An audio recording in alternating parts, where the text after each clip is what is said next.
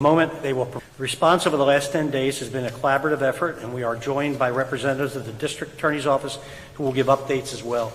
I'm very relieved and grateful that this incident has reached resolution.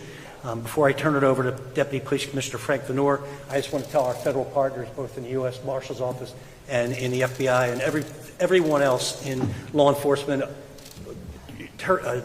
Pennsylvania Attorney General's Office, they always have our back. Whether it's this situation or it's stuff dealing with drugs and guns, I just want to thank them because they're making our city much safer, and I appreciate you. Thank you. Deputy Commissioner Venor.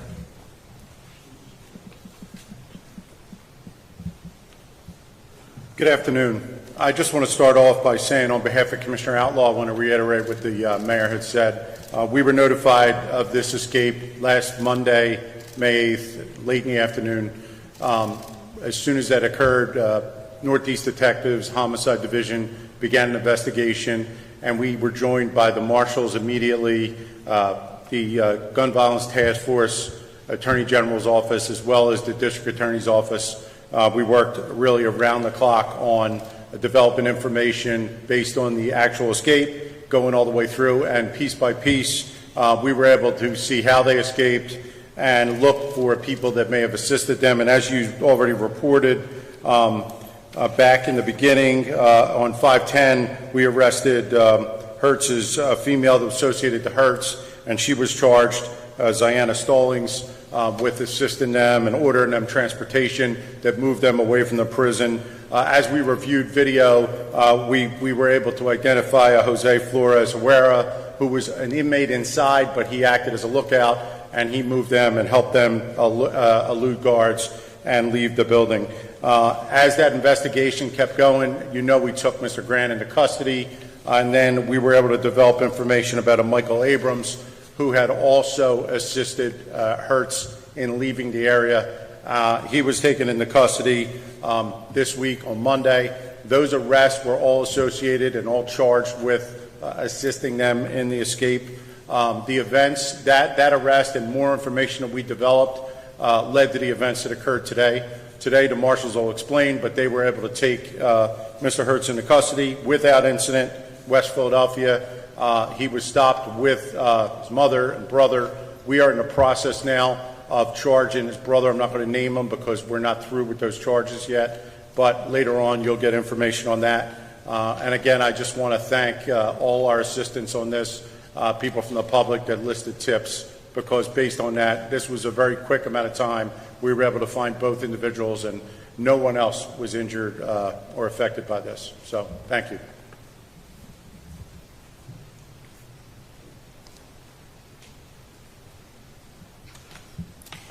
Good morning.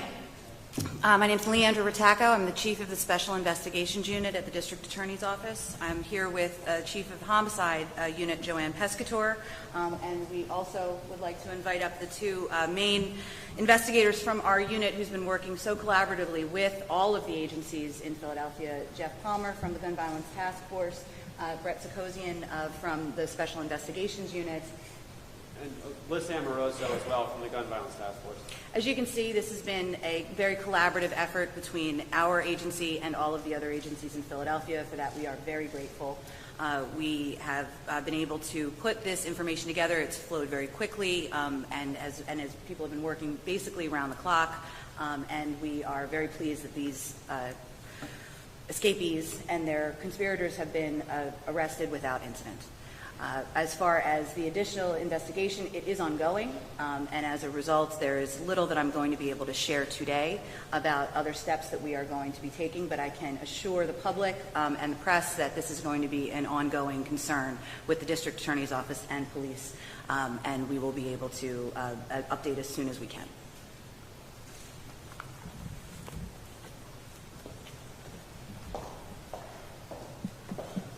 Are there any questions?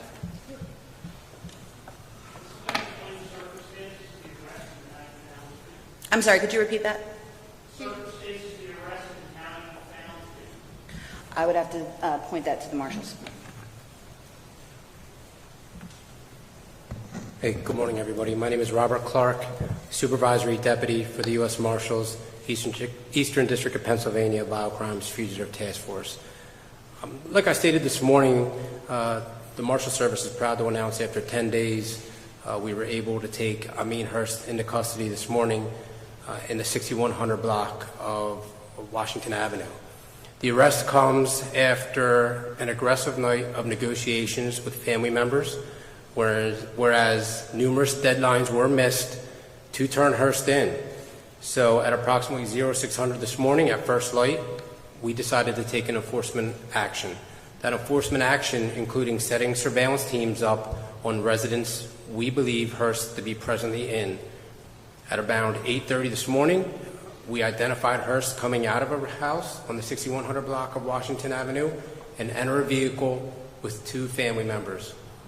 At that time, a vehicle containment was conducted as the vehicle tried to pull off the block, and Hurst was identified and taken into custody without incident. We just wanted to reiterate here, over the past 10 days, we've made 2 arrests, 2 escapees, and 2 other people who were culpable in the escape. And for all 4 arrests, we're proud to announce not 1 iota of force was needed. It was, that we attribute that to the training that the Marshal Service gives, to the knowledge of our investigators, to the experience, and it's something that we take pride in, that in 10 days we were able to get 2 escapees in custody without any use of force. I said it this morning, we want to thank the media, we want to thank the public. This is a manhunt that expanded 10 days, 3 states to include Pennsylvania, Delaware, and New York.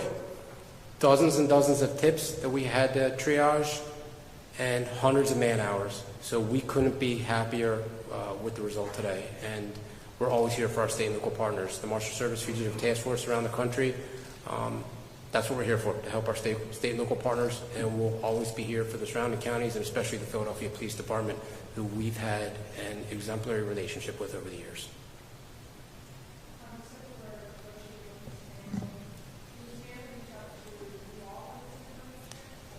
So we had interviewed the family members during the course of the investigation, and we received a phone call early yesterday evening stating they wished to surrender Mr. Hurst. One deadline had passed. There was sporadic communication. It was early morning hours.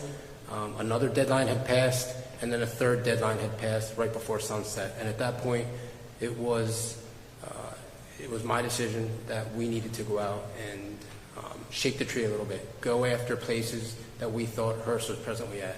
And fortunately for us, and unfortunately for him, he came out of the right house. I don't want to say what that is there. It's just good investigative work by our deputy marshals to the Northeast detectives that we had a very close relationship. Captain Jack Ryan was instrumental in his communication with me, and also the District Attorney's Unit. This is one time I can say, or this is a time I can say, that the U.S. Marshals, the Philadelphia Police Department, Homicide Unit, District Attorney's Office, we were all lockstep in our decisions. The information flowed up and it flowed down, and I attribute that to one of the reasons why we were able to get both Grant and Hurst in custody so quickly.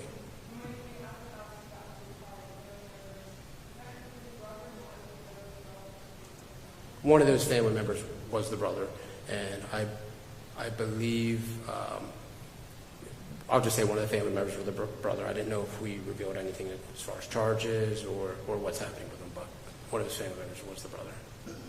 This may be more for the benefit Sure. of the office. Can you just give us, because it may be a little connection between all of the people, I understand that there's one inmate that was looked out, but can you give us a little bit of the pieces of the puzzle?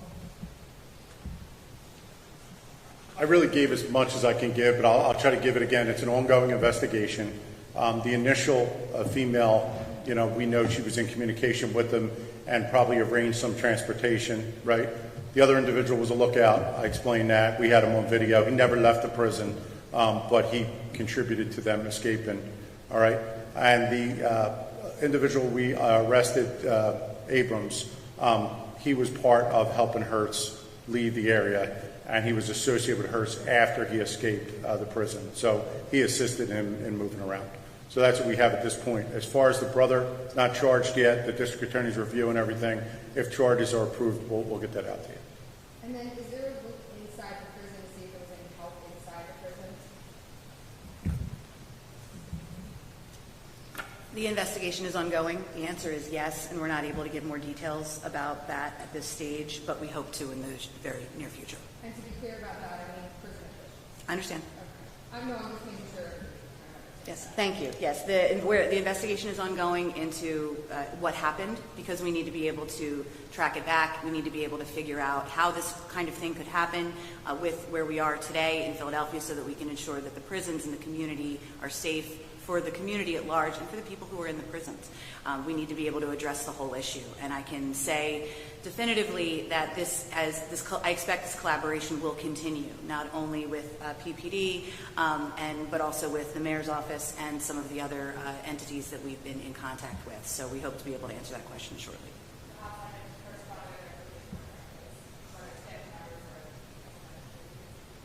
The investigation is ongoing.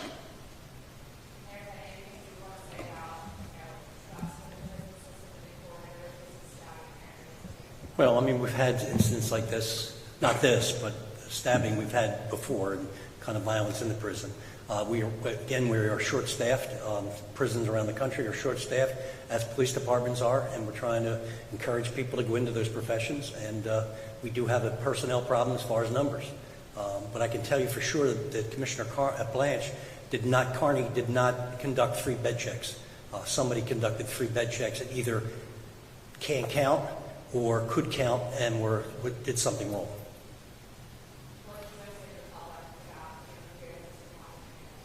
We're under review now with the State Department of Corrections and some of our outside consultant vendors to try to figure out what we can put in place to keep it from happening again.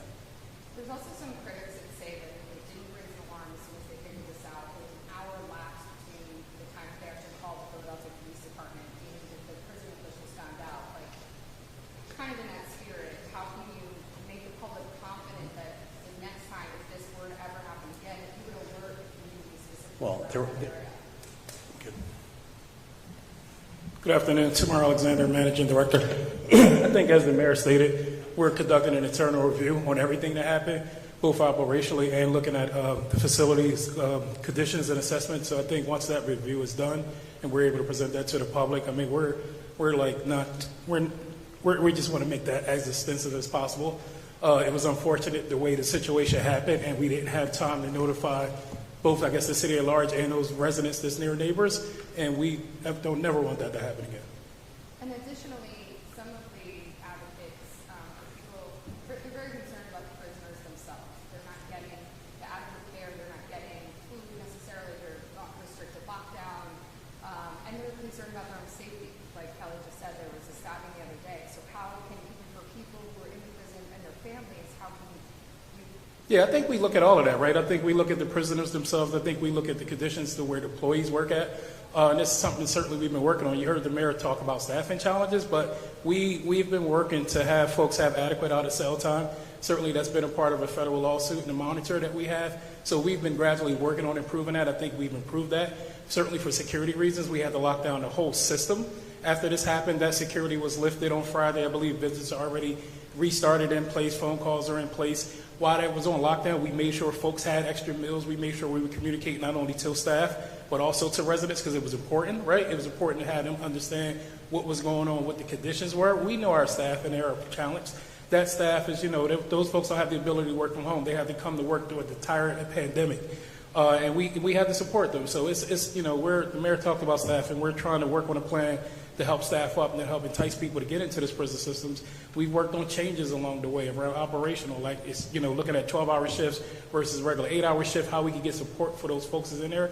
All of that is a part of this big effort that we're doing to kind of operationalize prisons, and we share the concerns with advocates and families, which is why I think after this incident, you really saw us communicating a little differently to everyone so they knew what was going on.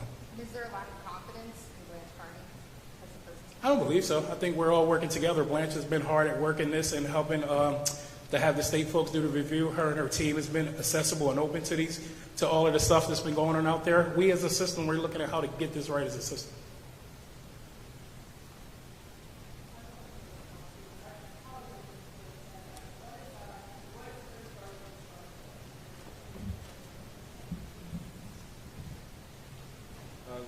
Good afternoon, everyone. Jeff Palmer from the Gun Violence Task Force, Assistant Chief. We're currently reviewing charges right now. It's fair to say he's going to be facing some charges, but what charges those are, we're not able to release right now, but should be able to release that information shortly. I'm not going to share his name until we charge him, but that should be able to be released shortly.